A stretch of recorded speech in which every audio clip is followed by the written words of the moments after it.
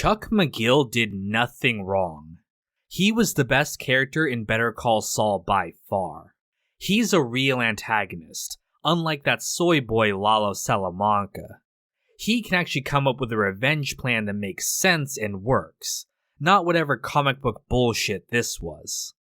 He was completely based and red-pilled, and if he was the villain of Season 6, things would have gone down a lot differently.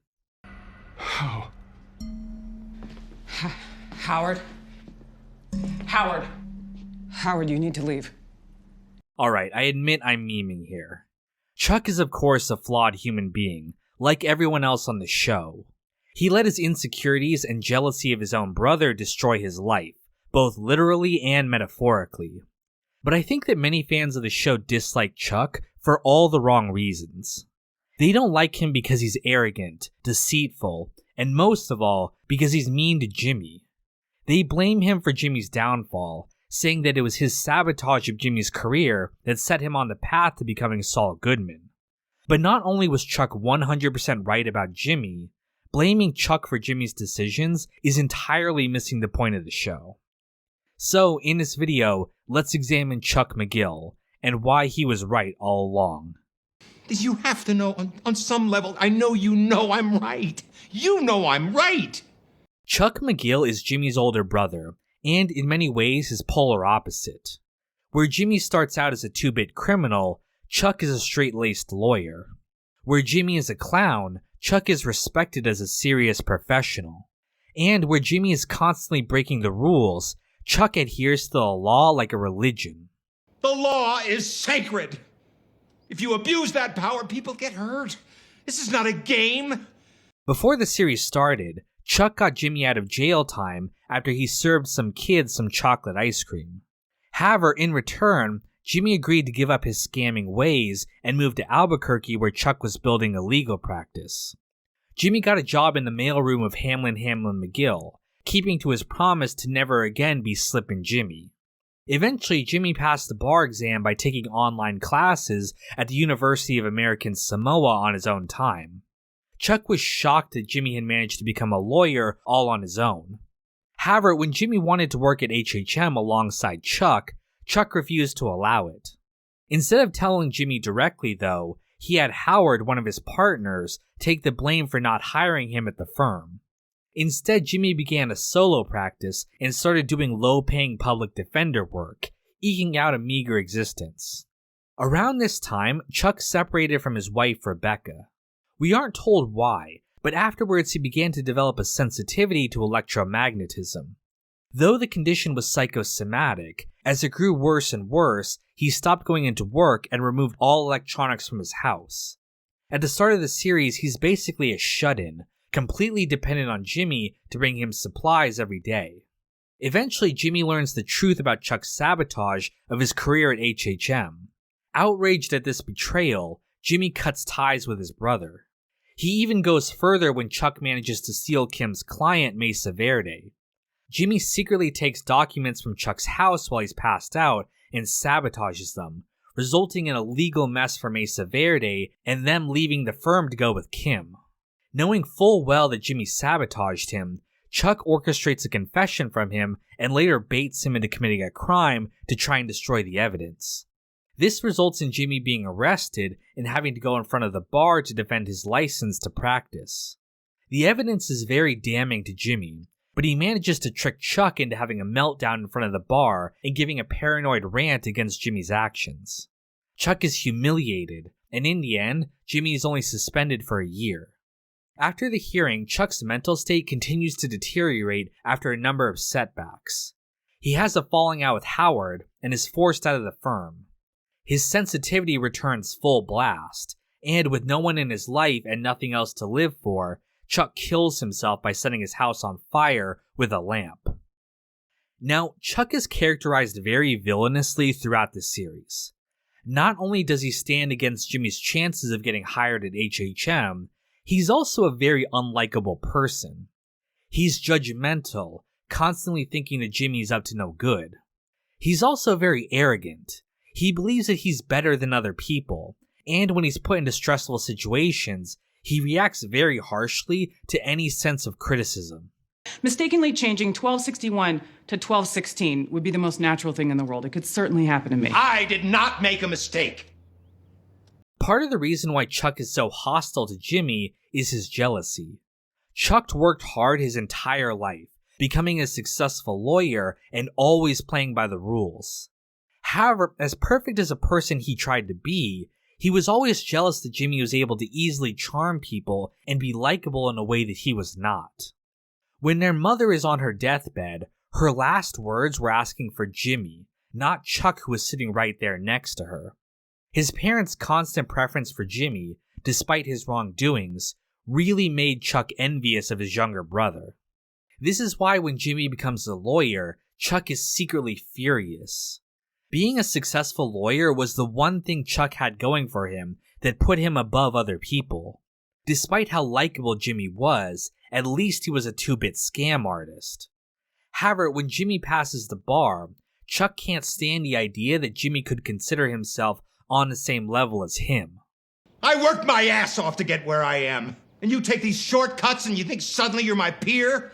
You do what I do because you're funny and you can make people laugh? I committed my life to this. Chuck's insecurity and jealousy manifests itself as his electromagnetic sensitivity. It's confirmed throughout the series that the condition is psychological, not actually a real disease. Not only does it develop after his wife Rebecca leaves him, it grows worse whenever his suspicions of Jimmy flare up. Whenever you think I've done something wrong, something questionable, you get worse. Chuck's condition isolates him, both literally and figuratively.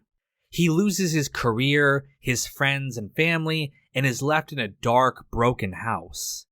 His pride and ego push away everyone close to him until he's left all alone, which is why he ultimately takes his own life. Without a doubt, Chuck had serious flaws that ended up being his undoing. However, I think that fans of the show missed that despite his contemptible personality, Chuck was right about Jimmy. It is insane how you got every detail exactly right. Even after becoming a lawyer, he was still slipping Jimmy, the con artist more interested in taking shortcuts than doing things the proper way. And that need to break the rules is what ultimately led to his own demise as Saul Goodman. I know what you were, what you are. People don't change. You're Slippin' Jimmy. And Slippin' Jimmy I can handle just fine, but Slippin' Jimmy with a law degree is like a chimp with a machine gun. Now, I already know what people are gonna say, but Chuck made him that way. He didn't support his brother even when he did go straight and work hard to become a lawyer. If he had, Jimmy would have been a straight-laced lawyer and would have never become Saul Goodman, which is total bullshit. The series establishes that Jimmy's need to break the rules isn't just a result of his circumstances. It's a pathology, almost the same as Chuck's allergy to electricity. Chuck knows Jimmy. He knows the damage he's capable of doing to those around him, even when he doesn't mean to. So while it was a dick move to not tell Jimmy that he didn't want to hire him, it wasn't necessarily a wrong decision. But you're like an alcoholic who refuses to admit he's got a problem. Now someone's giving you the keys to the school bus, and I'm not going to let you drive it off a cliff. When he was a child, Jimmy witnessed his father being taken advantage of by a grifter. The man told him that he had to choose if he was going to be a wolf or a sheep. Essentially, either be someone who takes advantage of others or is taken advantage of. Jimmy chooses to be a wolf and begins stealing from his own father's store because of it. I'm adding this in while editing. There seems to be some debate over whether Jimmy really stole the money from the store or not. After auditing the store, Chuck finds $14,000 missing and assumes that Jimmy stole it over the years. He also blames Jimmy for the store closing and for their father's death afterwards. However, in another scene, we see that Jimmy hides rare nickels and dimes in the Band-Aid box above the ceiling. Some fans think that Jimmy only stole these coins, which only amount to a few dollars at most, and that the missing money was really from their father giving it away as handouts. We're not given a definitive answer either way, but I think it was a combination of both. Do I think that Jimmy stole the full $14,000? No. But I do believe that he did take small amounts of money out of the register over the years that eventually added up. Jimmy hated seeing his father acting so weak, and this was his response. We do see him actively take money, and his reluctance to talk about it with Marco also suggests to me that he at least had a little bit of guilt over the store closing. So while I don't think it was entirely on Jimmy, I do still believe Chuck was right to suspect him. This is what creates the Slippin' Jimmy persona. Because of this experience, Jimmy began to see any form of compassion or naivete as weakness. Instead, he devotes himself to scamming people, not just to earn a living, but because it gave him a rush. He's addicted to the thrill of getting over on someone, which is why he does it even when he knows it's not the right thing to do. Or, another way to put it, I did it for me. I liked it. I was good at it. the comparison to Walter White is apt because just like Walt, Jimmy's behavior can't be excused by his circumstances. Despite whatever happened to him, Jimmy ultimately did what he did for himself.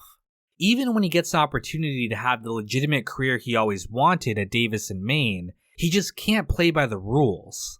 Coloring outside the lines is just too attractive to him, and he ultimately decides to do things his way. I know what stopped me. And you know what? It's never stopping me again. The larger point of Breaking Bad and Better Call Saul in general is that choices have consequences. It's the bad choice road that Mike talks about. Our actions lead us to a conclusion that we have to face, but we made the choices that put us on the road. You can't blame other people for your own actions. And the finale is Jimmy finally accepting responsibility for who he is and what he has done. In the end, he even admits to his own part in the breakdown of the relationship between him and Chuck. Throughout the finale, we see him asking various characters what they would change if they had a time machine. Though he plays it off as another Saul Goodman quirk, in reality, it's his way of saying that he regrets what happened between him and Chuck and wishes that he could go back and change things between the two of them. But that thing with your brother, that wasn't even a crime. It was. My point with this video wasn't to say that Chuck was perfect. He was a deeply flawed and bitter man, but he isn't responsible for Jimmy's choices. Jimmy chose to be Slippin' Jimmy. He chose to be Saul Goodman. And he was responsible for his own fate, not Chuck. Now, to be fair, he was wrong about one thing. He thought that Jimmy could never change, and in the finale, he finally did by admitting the truth about himself. It wasn't his usual display of emotion after a scam. It was real this time, and he accepted the consequences of his actions. But I'd argue that it was only by accepting that Chuck was right about him previously that he was finally able to become Jimmy McGill again instead of Saul Goodman. Chuck was right about you all along. So, as much of a dick as Chuck might have been, the series wouldn't have been the same without him. And I think he deserves to be appreciated for that at least. Although, he was still crazy. He's mentally ill. I am not crazy! Formerly Chucks. Matt Joyce, Uncle Mike, Sam Cedarland, Celery Man, Countess von Zarevich, and Admiral.